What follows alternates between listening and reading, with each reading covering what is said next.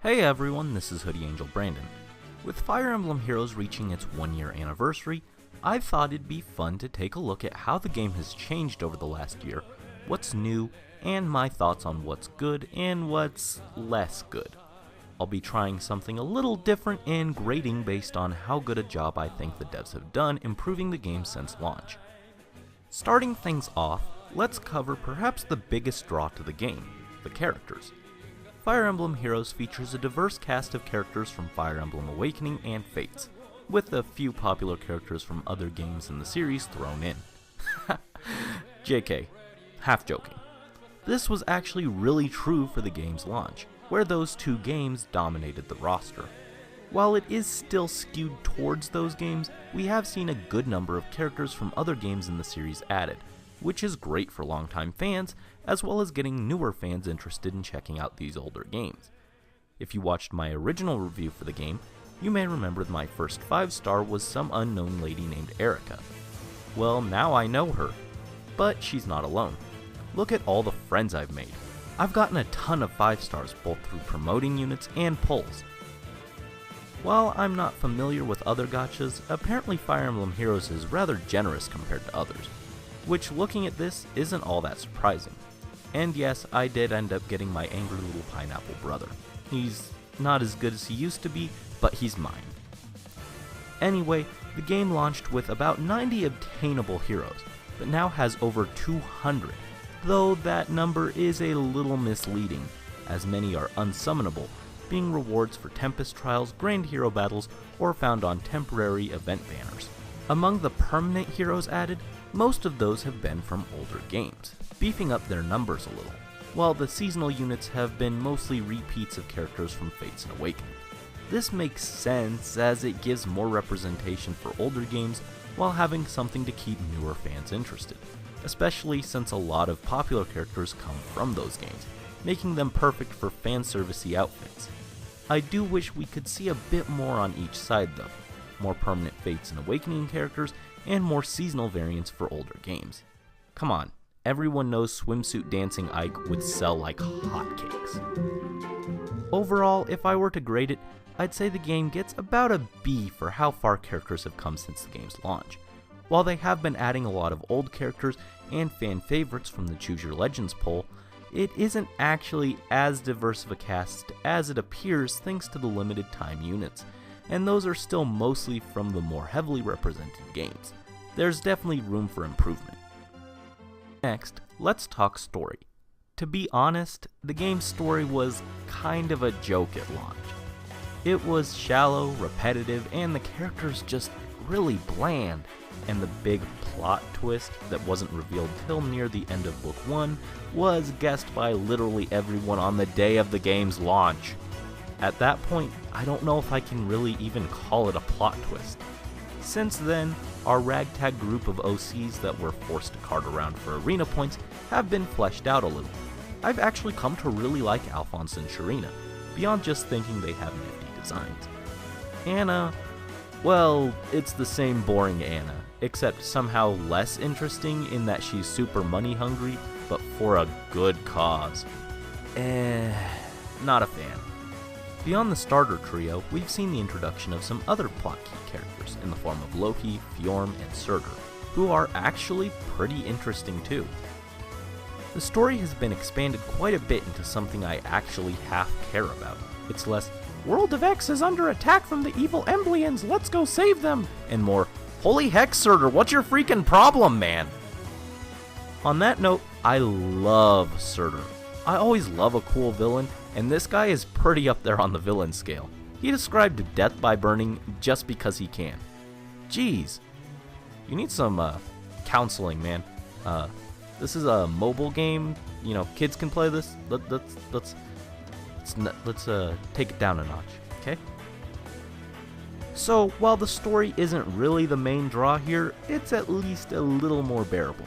Grading this, I think I'd have to give just a C. As up until Book 2, it was pretty uninteresting, and Book 2 only just started, meaning the majority of the year was just bland. but it does still show signs of improving, so it's not all bad either. Next, let's talk about how good the devs have been to the players. I already mentioned that a lot of people consider Fire Emblem Heroes generous compared to a lot of other gacha games, and at launch, I agreed with that. Fortunately, the game is still pretty generous to the free-to-play player base. We get a steady stream of orbs each month, usually at least 200 if I had to guess, though I don't really keep track. Given how many summon sessions I've been able to do on this channel, that sounds about right.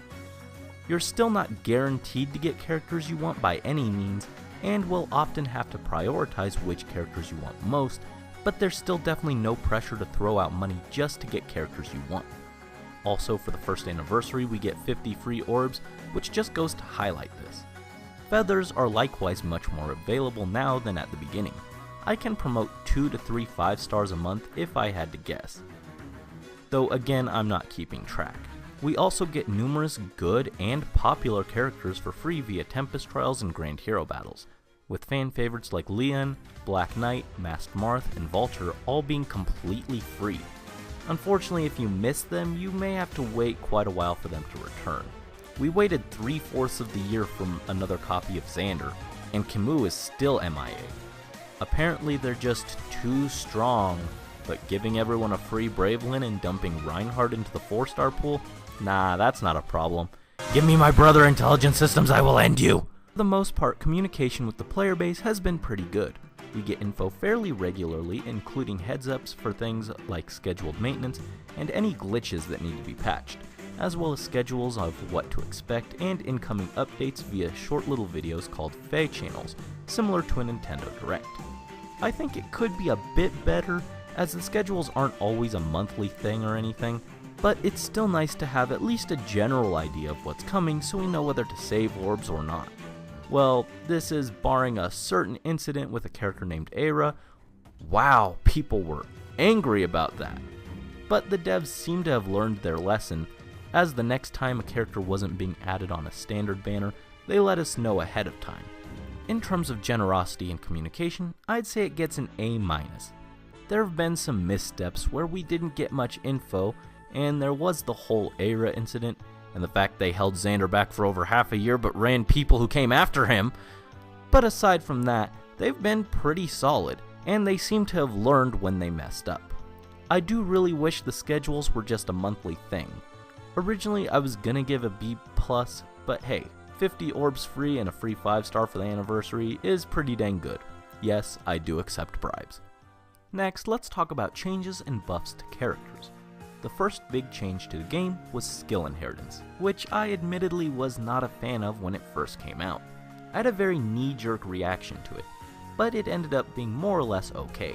With skill inheritance, you give up a unit to transfer up to 3 of their skills to another unit, and only skills the unit you're giving up could already learn at their current rarity.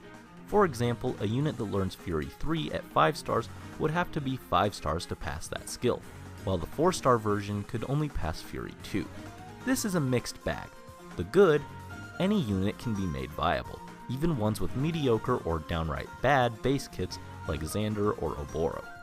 The bad, in many cases, strong units just get stronger. Look upon the horror that is Deathblow Reinhardt.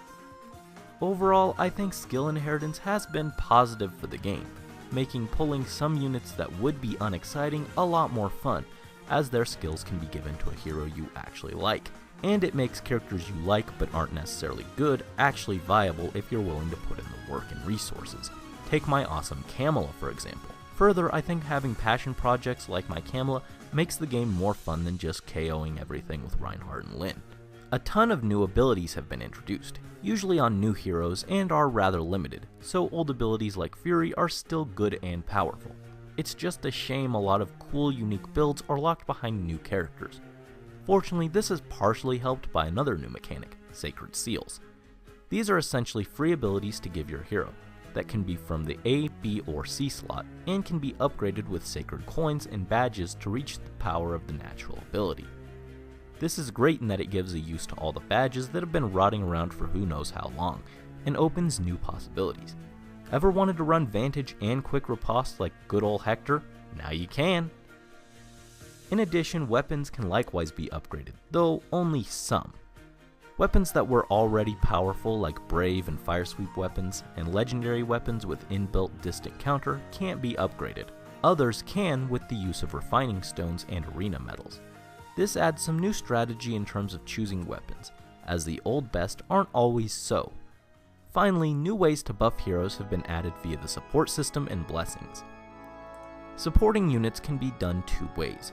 Summoner support is only available to one hero at a time and basically supports them with you, the player, providing a constant buff and letting you marry your waifu.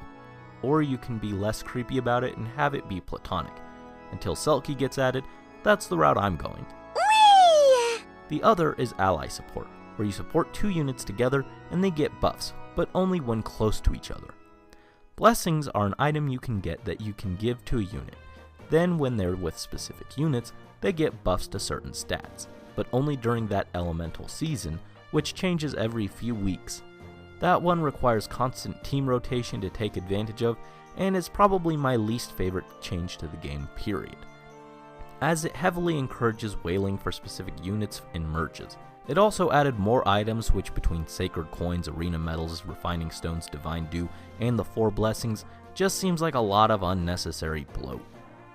Further, I just really don't care about carting around another unit for this every arena season.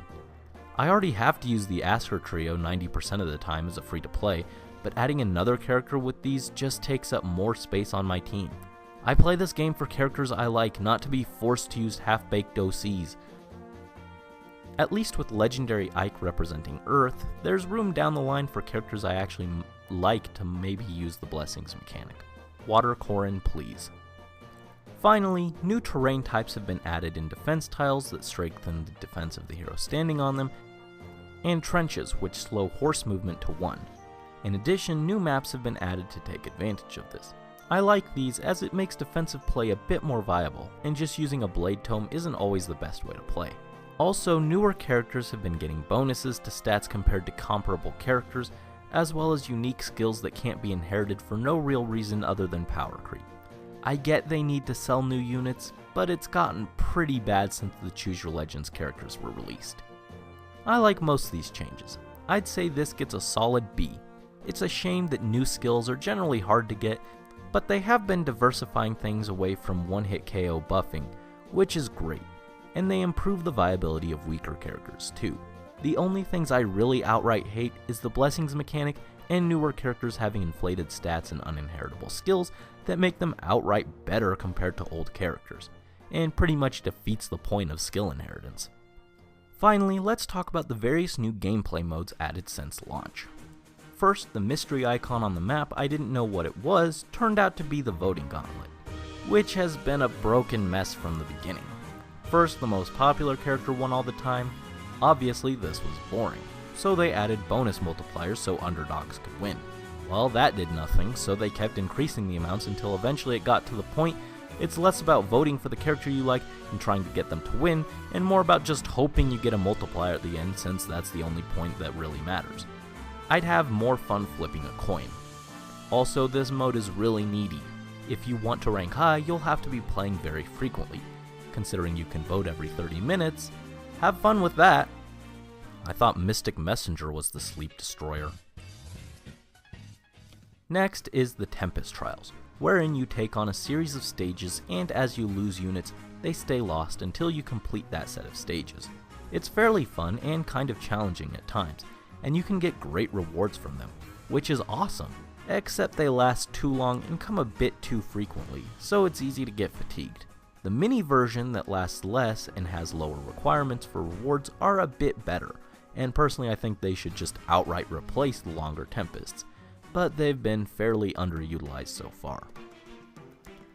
Similarly, Chain Challenges also incorporates a temporary permadeath aspect, having you fight through a series of story mode chapters with 2 or 3 teams, and as units die, you lose them for the duration of the challenge.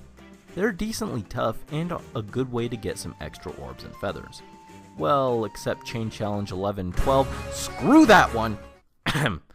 While not permadeath, there's also Squad Assault, which has you take on a set of stages, but this time you can't lose a unit or you fail. and after each stage, you lose access to all the units on that team, which is a nifty way to encourage you to build a more diverse roster of units while offering some decently tough content. There's also Arena Assault, which functions similarly, but without the can't lose a single unit bit, and is graded similarly to Arena, where getting a high score each week gets you rewards. You can choose various items to help you in a pinch, and it similarly encourages building a wider roster of units. I like this, though the fact it has to be done in one sitting is a bit tedious. In addition, there are various event maps like Grand Hero Battles, Bond Hero Battles, and Challenge maps that are just one map with various difficulties and rewards for clearing. Very straightforward, but some of these get really tough, like Valter's Grand Hero Battle map. The best map in the entire game was one of these two, the limited time Fire Emblem Warriors map for Camelot, which was awesome for grinding tons of SP. RIP, you will be missed, big sister. Finally is the newly announced Tap Dungeon rhythm game, which is actually pretty creative. Obviously it's not out, so I can't say it's good or bad, but at least it's something a little different. Overall, I'd give these new modes a B-. I understand there's only so much you can do in terms of new modes while keeping the main gameplay style of turn-based tactics intact, but not only are a lot of these really similar to each other, they're just a bit clunky in execution. Tempest lasts too long, Arena Assault has to be done straight, and everything about Voting Gauntlet is a mess. That about covers most of the major changes to the game since launch. So with scores mostly in the B range, I think a B is what the game deserves for how far it's come since launch. There's been lots of good changes, but there's still plenty of room for improvement. But hey, it's kept my attention this long, it's still great to just load up the game and get in a few minutes of Fire Emblem action. Also, I have Leo in a swimsuit, so yeah, I don't have too much to complain about. What do you think? Was I too lenient or harsh? Do you still play Fire Emblem Heroes, or did you quit sometime after launch? Or maybe you quit and came back. Let me know in the comments down below. Until next time, this is Hoodie Angel Brandon, signing out.